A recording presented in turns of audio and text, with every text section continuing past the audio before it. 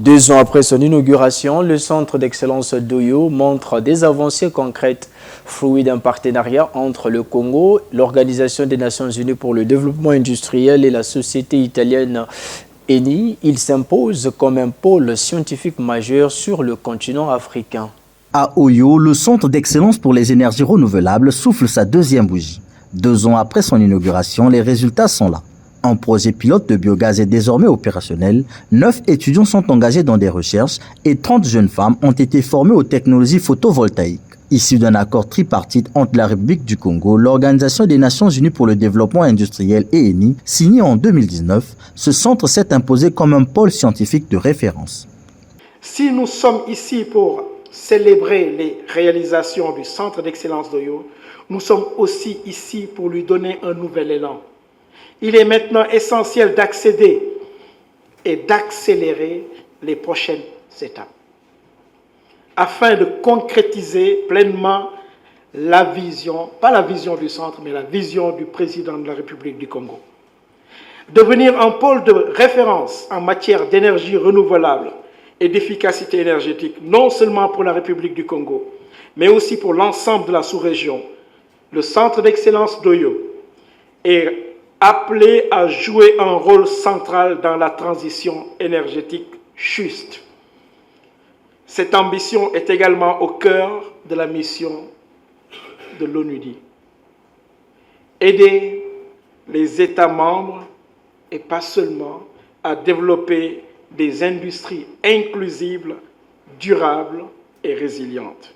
Pour le groupe pétrolier italien Eni, le CEO est une source de grande fierté et incarne l'engagement de l'entreprise en faveur du développement durable. Pour Eni Congo, c'est une immense fierté et un réel plaisir de voir se matérialiser un projet aussi ambitieux, novateur et tourné vers l'avenir.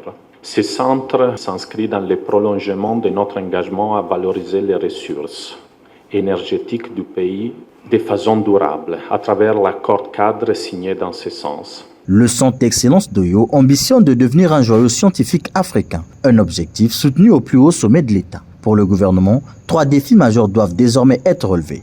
Préserver l'infrastructure, assurer son fonctionnement optimal et garantir des résultats concrets au profit des communautés. Il est bon d'attirer l'attention, pas seulement de la directrice exécutive, mais de tous ceux qui ont pour mission de gérer au quotidien ce centre, à 3 niveaux. Premièrement, nous avons besoin que ce centre soit bien entretenu. Le second, c'est de considérer que ce centre n'a pas été créé pour rien. Pour la recherche scientifique, ce n'est pas seulement un joyau, c'est un véritable laboratoire de notre capacité à agir en termes de production des connaissances et des savoirs dans le domaine de la transition énergétique. Nous avons besoin aussi d'un capital humain qui trouve. Il faut qu'on ait des résultats dans ce centre, que nous allons montrer au peuple pour dire que tout ce que nous avons pu investir pour la création de ce centre n'a pas été de l'argent qui a été jeté par la fenêtre.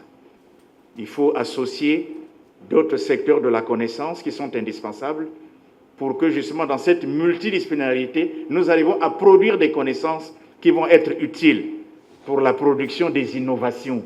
La cérémonie s'est clôturée par une visite guidée des installations, l'occasion pour les officiels de découvrir les projets novateurs portés par les 9 étudiants chercheurs du centre, concrétisant ainsi une vision désormais bien ancrée dans la réalité.